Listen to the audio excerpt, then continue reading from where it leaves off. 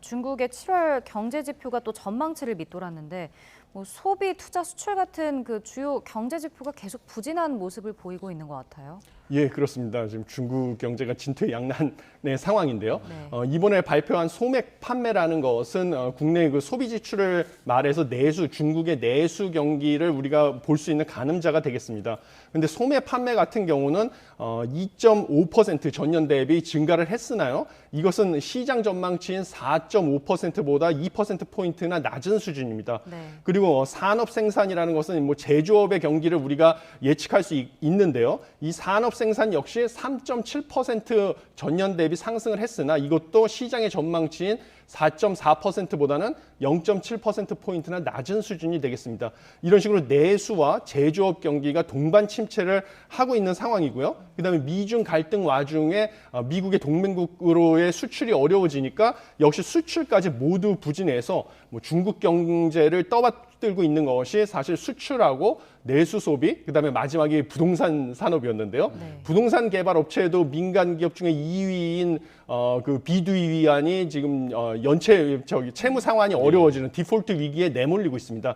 그래서 부동산 경기까지 침체가 되는 이런 삼중고가 지속되고 있습니다. 네, 이 그 중국 경제를 가늠할 수 있었던 그 청년 실업률 지표, 그러니까 지난 6월까지는 공개가 됐는데 7월 지표가 지금 비공개 처리가 됐단 말이죠. 네. 이거는 뭐 이제 공개하기 어려운 수준까지 온 거 아니냐 이런 얘기도 나오거든요. 예, 그렇습니다. 뭐 중국 정부 입장으로는 사실은 그 청년 실업률을 계산할 때요, 이 16세에서 24세를 청년으로 정의하는데 이들 중에서 노동시장에 참여하지 않는 사람들을 어떻게 해야 될지 모르겠다. 이래서 예. 이것을 연구하겠다. 뭐 이런 명분으로 지금 발표를 안 했는데요. 사실 이것은 그 전문가들이 보기에는 그것이 아니라 지난 6월에 청년 실업률이 무려 21.3%로 사상 최고치가 되었습니다. 예. 근데 이번 7월에는요, 7월부터 8월 사이에 중국에서 사상 최대 규모인 1,158만 명의 대졸자가 노동시장에 참여할 예정입니다.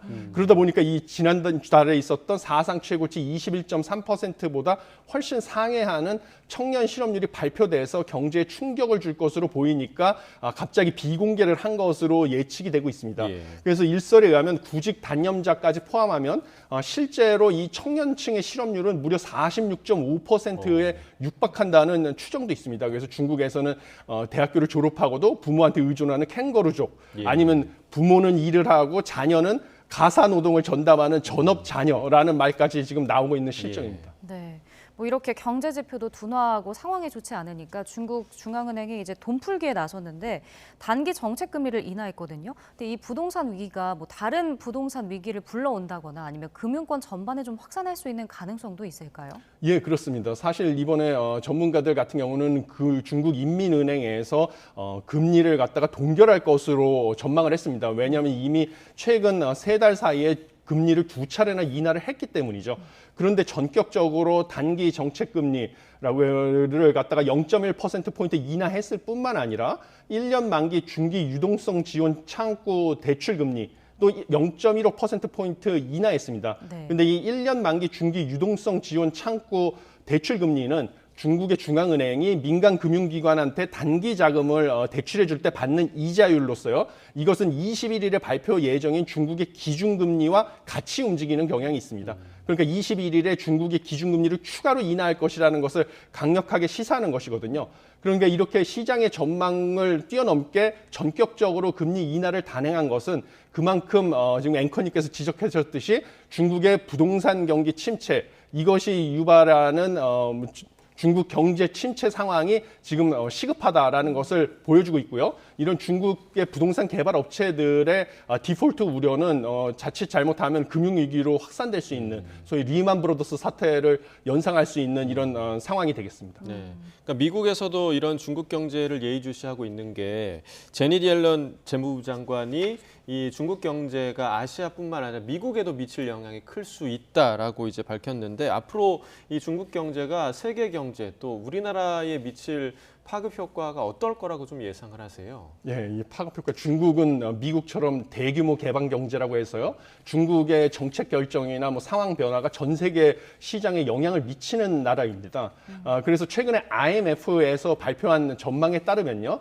향후 5년간 중국이 세계 GDP 성장에 무려 22.6% 기여할 것이다라고 전망을 했거든요. 네. 근데 이것이 얼마나 큰 수치냐면 미국의 기여도는 향후 5년간 세계 경제 성장의 11.3%가 될 것이다라고 전망을 했습니다. 그러니까 중국의 경제 성장이 세계 경제 성장에 대한 기여도가 미국보다 2배 이상 크다는 것이죠.